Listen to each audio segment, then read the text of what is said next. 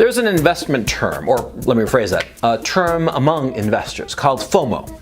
FOMO, F-O-M-O, fear of missing out. Fear of missing out is, it's a terrible thing.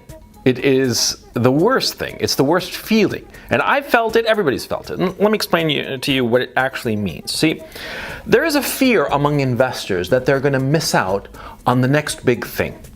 And this fear drives them to make horrible decisions. I mean, truly awful, awful decisions. Just obvious mistakes. But it's their fear that they're going to miss out on the next big thing that drives them to do stupid shit and throw good money after bad, or throw money into a virtual sinkhole of money, right? That happens all the time. I mean, look on Wall Street, look out the stock market, for instance. You know, the new company comes up on the scene, whatever the fuck it's called, right? And, you know, the hype masters at investment banks and what have you, they start saying that, oh, this business is the next big thing. It's like Facebook or Google or Apple. And, you know, you don't want to miss out now, do you? If you miss out, you're going to miss out on like the next Facebook. So these fuckers, what do? They go and pile into this deal. They pile into this company, XYZ, whatever the fuck, right? It's selling God knows what, some godforsaken widget. And what happens, you know, 6 months, a year, 2 years later?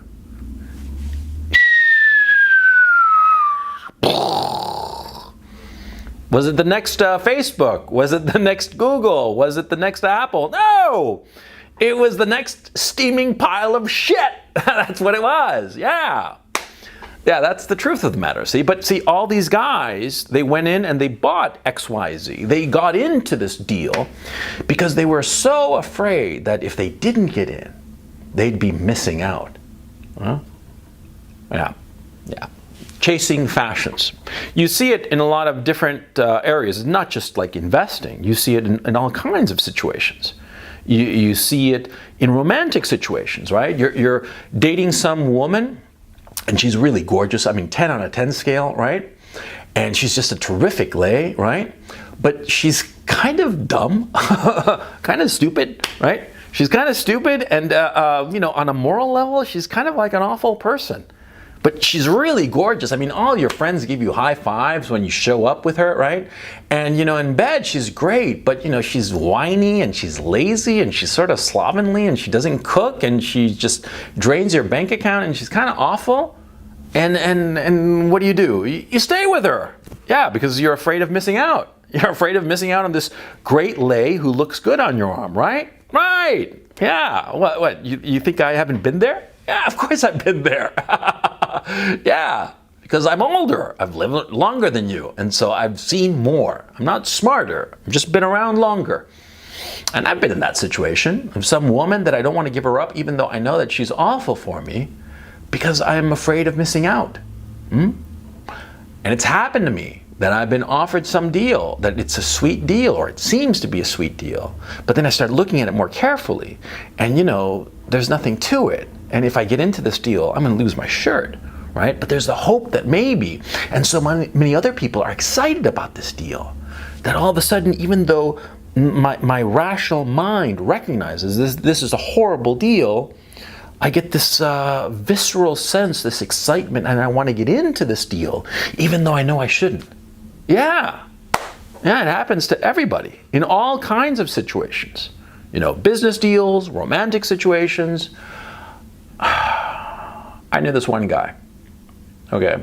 I knew him real well. A guy called Patrick. Okay. That's not his real name, of course. I knew this guy for years, right? This guy was rich. I'm talking rich.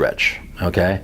I mean, his family had like a fortune like in the, $250 million range, you know, 250, 300 mil. Yeah, that kind of money, okay? And I knew this guy real well for various reasons, and I knew his situation. And he was this guy, he was so fucking smart. I mean, just as smart as they come, just whip smart, you know, good universities, I mean, top tier kind of stuff, right? Big brained, you know, good with computers and modeling and all kinds of stuff, all kinds of really sophisticated financial analysis, okay? The guy was just like really, really fucking smart, right? And he was just just sound and good in every way. But there was one flaw that he had. I mean, just one flaw. And it was that whenever he went into a deal room to see if he and the negotiating partner could come to an agreement, come to a deal, and close a deal, right? Whenever he walked into a room to see if a deal could be made, he would always close, no matter what. And he was so afraid of missing out on a deal that he would concede essential negotiation points in order to close a deal. Now, it pains me to admit this, but I once had a project and I went and shopped it to him, I tried to sell it to him, right?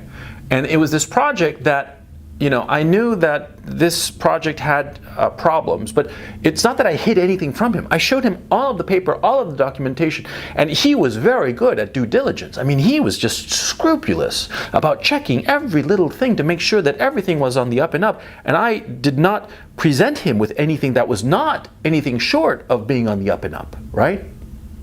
But I did something that I've always felt very guilty about.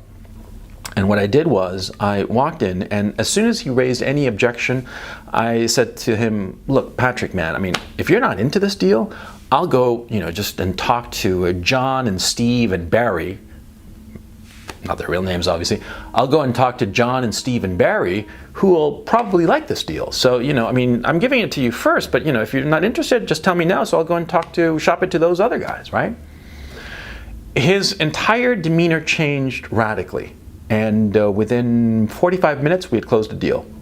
And we closed a deal that was detrimental to him and hugely beneficial to me. And I feel guilty about it. I shouldn't feel guilty about it because this was a grown man, okay? It's a guy a little bit older than me, right? A grown man, a little bit older than me, and shitloads more experienced than me.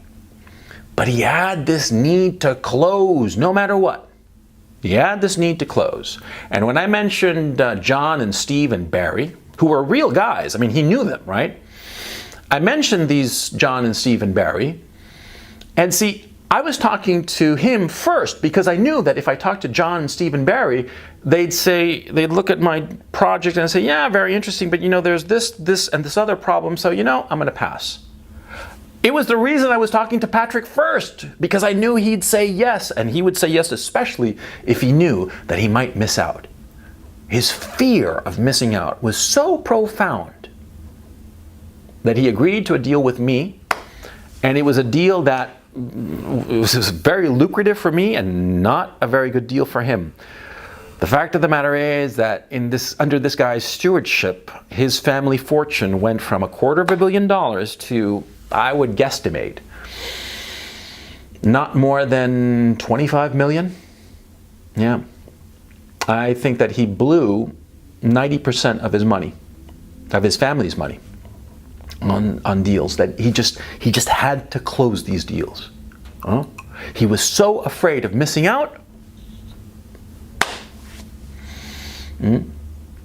Like I said, I feel guilty about this story because I don't feel it like it was a great triumph on my part. It wasn't. I just manipulated him. It wasn't a project that, I believed in the project, right? But, I believed in the project, but I thought it was kind of risky.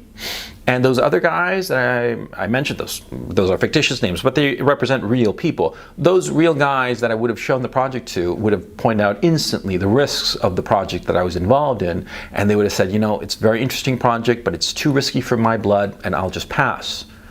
But Patrick, just needing to be involved in that deal, and any deal that crossed his desk, he just had to, because he was so afraid of missing out. Don't be like that. Don't be like that. Don't be like that in your business, with your women. Don't be like that in any circumstance, no matter how trivial you may think it to be. Don't even worry about, missing out on the party that's going on, across campus or some shit like that. Never worry about missing out. And I'll explain why. And this explanation is going to sound absurd, but it's the product of decades of experience. Okay. Never be afraid of missing out because for some bizarre reason, you call it karma, fate, the hidden paths of the universe, I don't know what, or maybe it's just dumb luck. But every single time that I have simply said, no, this isn't going to work out for me, and I just walked away, I turn around, walk maybe 5 yards, and a better opportunity presents itself. I mean, it just presents itself sometimes like on a silver platter, okay? Because yeah, I've been with that girl who was like really hot and great lay, who's just an awful human being. Yeah, and I was lucky enough to say, no thank you. I prefer to miss out on this deal than to continue with you. I turned around and 2 steps later, a better girl, hotter, younger, tighter, everything, right? Insofar as business is concerned, same thing.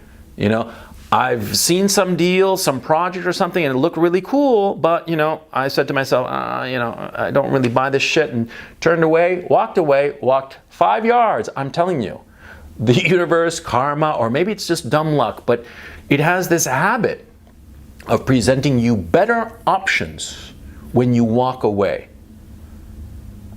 Now, it's important to understand where FOMO comes from. It comes from a human emotion. And that human emotion is hope. Hope is the most dangerous emotion a man can have. And you want to, at all times, control your hope. Let me explain. You see, we human beings, we can look into the future. We can predict things. We can imagine how the future is going to be. You meet some nice girl, right? And you say to yourself, oh, she's such a nice girl, and we're dating, and this is like the 2nd or 3rd day, but I can imagine how it could be with us, that we become like really close and intimate and loving, and we finally make love, and then, we live together for a bit, and we get married, and we have these beautiful little children, and we have this wonderful life, and we're together for 50, 60, 70 years, and we die in each other's arms, a smile on our faces, right? Yeah, you can imagine that. Sure, you can imagine it. And it gives you hope, right? But the problem is that it's not real. See? Because that's the terrible thing about hope. It's not real. It's an illusion. Think about it. What is hope? If I say, hope for the best, hope that this works out, hope that this deal becomes as big as Apple, hope that this romance becomes the romance of a lifetime. Yeah. It's the illusion of the future. And so many guys fall for this illusion of the future. So many guys fall for hope. Now, what I'm about to say sounds awful, but I have to say it. Don't count on hope. Don't believe hope. Don't fall for the trap of hope, because that's what FOMO is. Fear of missing out is really another way of saying, don't be blinded by hope that something is going to turn out. And the facts that you can see today, at present, don't hold that out as true. You see what I'm saying? Yeah. Because hope is a terrible thing. Hope can make you make horrible decisions. I mean, catastrophically bad decisions.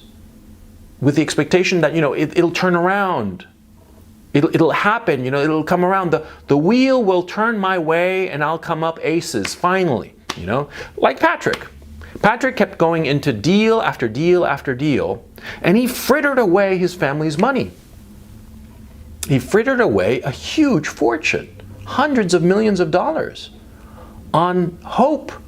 He wasn't a bad guy. He was a decent guy. He was a very shrewd man in many regards, but that fear he had led him off a cliff. And if you're thinking or saying to me that this sounds a lot like the addiction of a gambler, exactly right. Gamblers have this problem. They always think that the next time, the next hand of cards, the next roll of the roulette table, and it'll all turn around. It does not. It doesn't.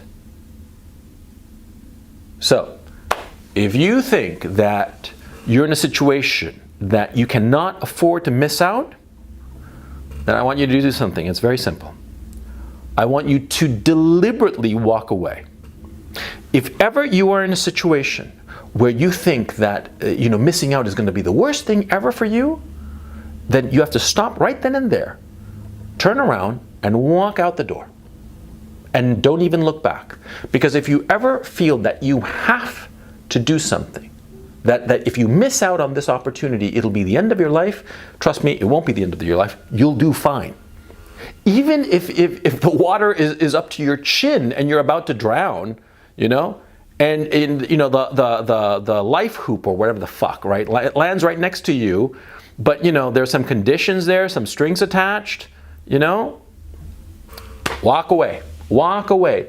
Trust me, it is always better to walk away, because the universe or karma has a habit of turning things around, and quite frankly, sometimes it's better to miss out than to go to a really crummy party.